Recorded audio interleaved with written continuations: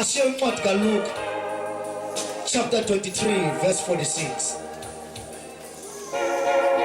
Luke 23 verse 46.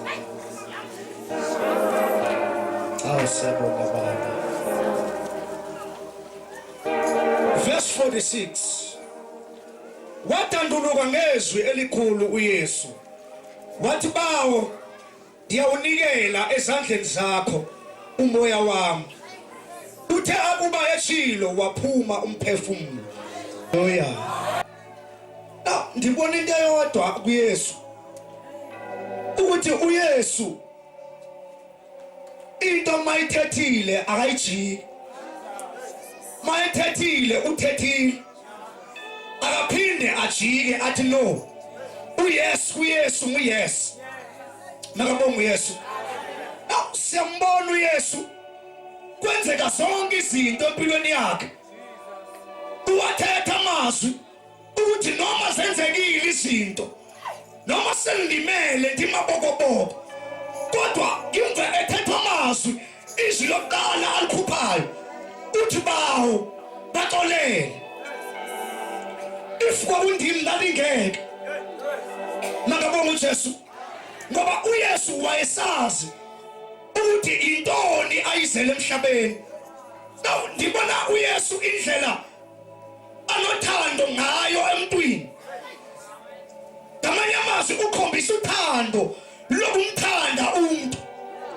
Ngoba sivile eqaleni ukuthi lithi iBhayibheli wehlike ezulwini wahlubula ingubo yobukhosi weze emhlabeni phansi ukuze azokwenza uqolo phakathi komuntu noThixo.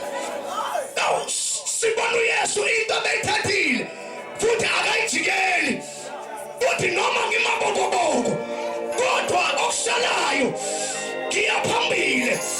Noma Sathana wena ungamela endleleni kodwa unala ngiyakhona.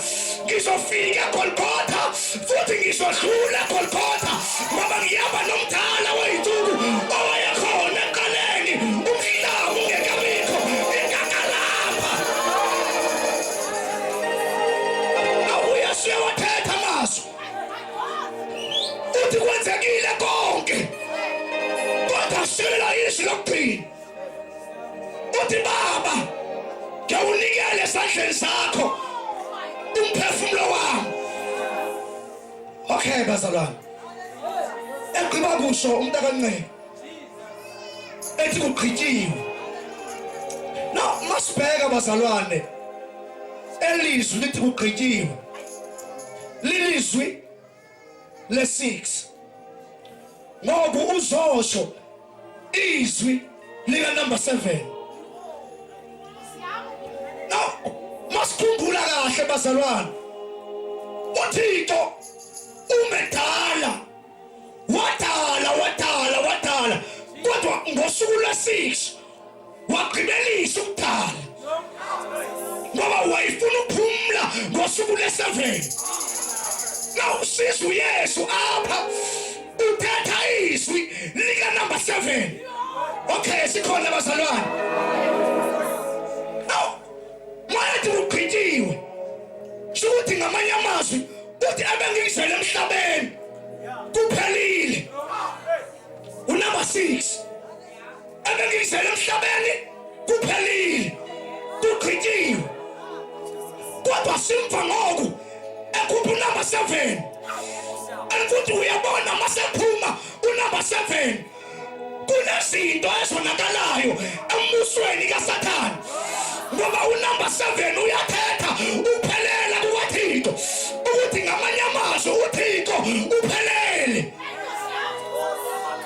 Uthi Baba ngiyawunikela esandleni zakho umphefumulo wami. Awulethi iBhayibheli esawunikela umphefumulo wakhe. Sivile umntana uthi Yesu Sathane sapha uyakholoza. Ingathi ngiyambona uYesu esiya ngenkani uSathane sekungomanqini esama ukuyilwela. Kodwa uYesu waphandwa ngekala wamshaya ngesipin kick.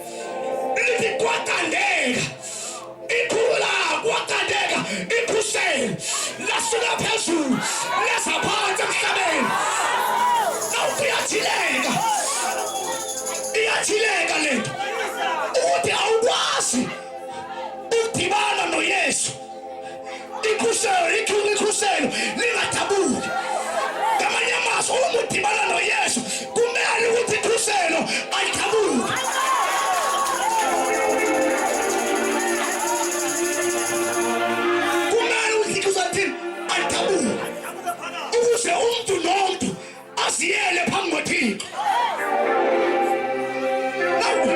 Ngifumana into yesibili. Usendabukile ikhuselo. Leli Bhayibheli kwavuka nabafileyo. Nawulento iyathileka ukuthi okay. Shothi mawuqala unikele umphefumulo wakho kuYesu. Usithi Nkosi uJesu ngiyakwamukela ngena enhlizweni yami. Kunezinto zenzekayo. Kube into yokuqala uthawula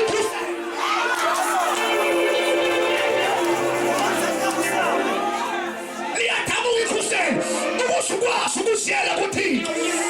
Alifuthi bazalwane alikwazi ukudabuka ikhuselo zingaphuma zingavukanga izinto ezifile.